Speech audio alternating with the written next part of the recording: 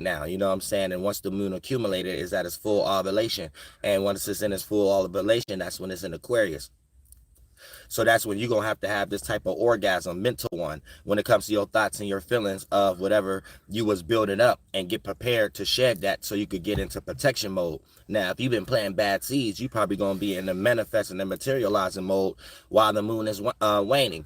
And now you plan backwards, or you're looking at the things where you planted bad seeds, or you're playing catch up at the moment, and that might distract you more into thinking what you actually doing. But what you actually is doing is just living out of order.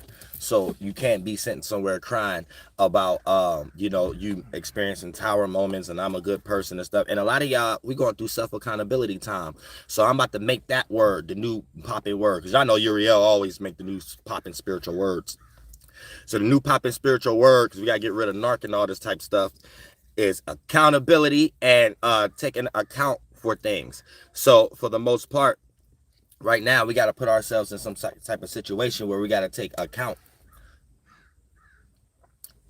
accountability for certain things, because a lot of us know what we actually done that was actually wrong and stuff like that, and like a little bit of time will pass, so we get confused about the experiences that happened with the little bit of time will pass, but we don't ever go to the original actions, the original starting point to spring that accumulation of interactions in the first place.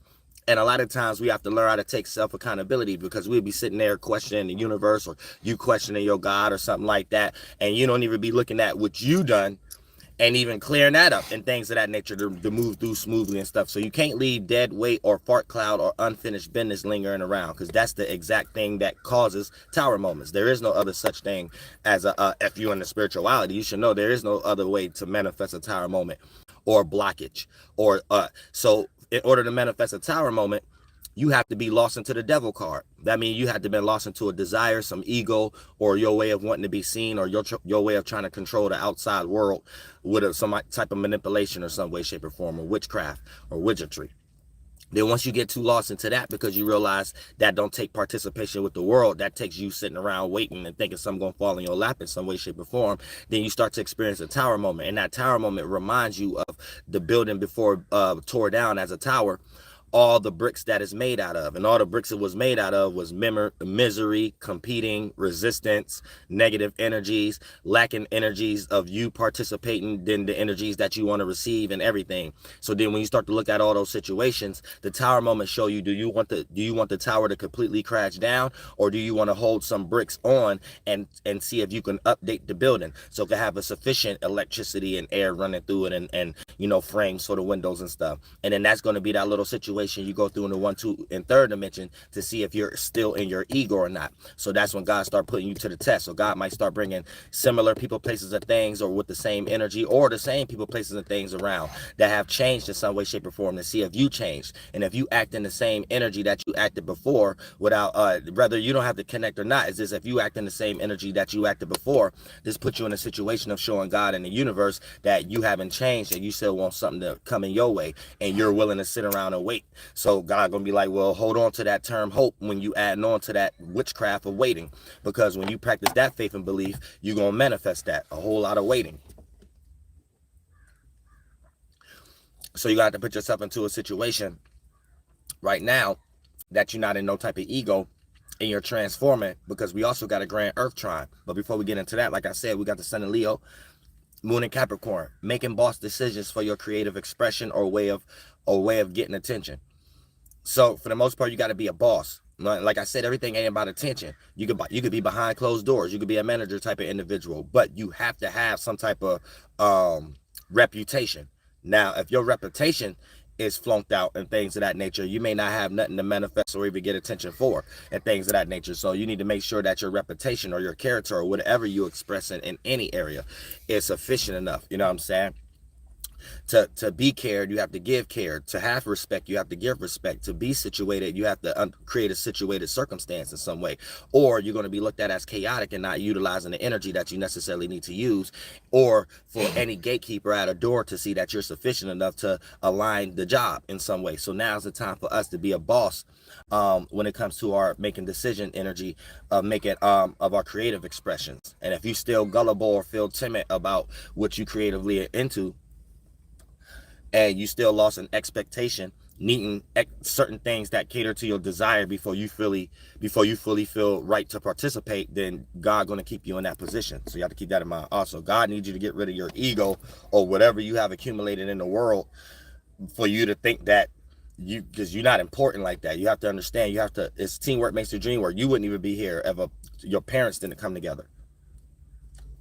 So anytime there's a form of connection that's closer to God, separation, that's the devil.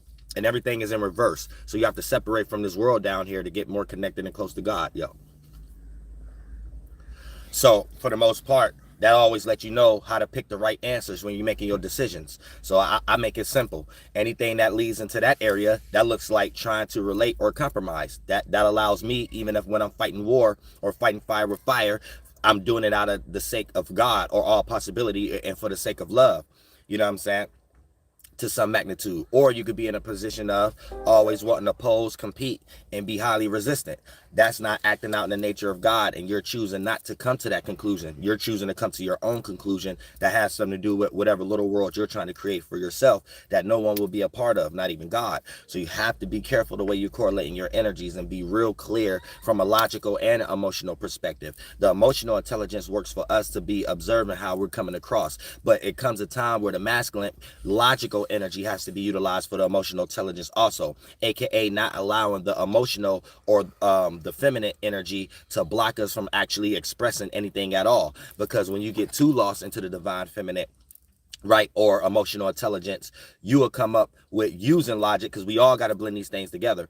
You'll end up using logic on how it makes sense to cater more to the emotional intelligence, and the emotional intelligence will tell you a good reason why not to do something, and you don't have to express anything at all in some way, shape, or form, all the way down into silence. And for the most part, this blocks anybody all the way to a person even becoming a manager. So there's a time and a place to do everything, and you don't need to create no inhibited energies when it comes to your creative gifts and talents. That's the area you need to be all in and be up to experience rejection or opposing or energies that may not go your way. So for the most part, I had another point. Hold on.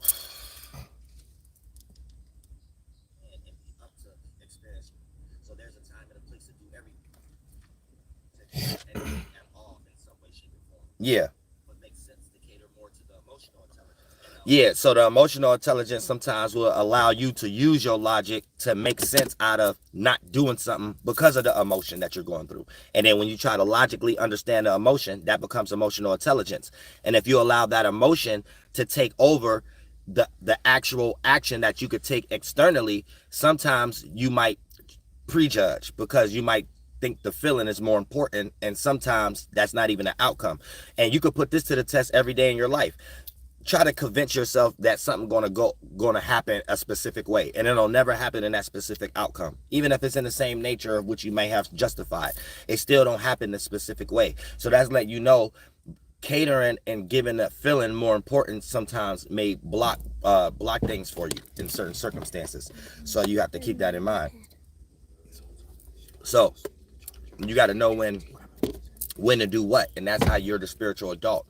When you let these things control you, you're letting the universe control you, because that's a piece of the universe. You wouldn't have got that thought and feeling or accumulated it for yourself if you didn't experience something in the universe to make you think or feel that way, which is that energy itself. So sometimes you got to learn how to separate from the two, what you individually want to manifest and what you have accumulated, and think what's the possibilities based on what you have been aware of.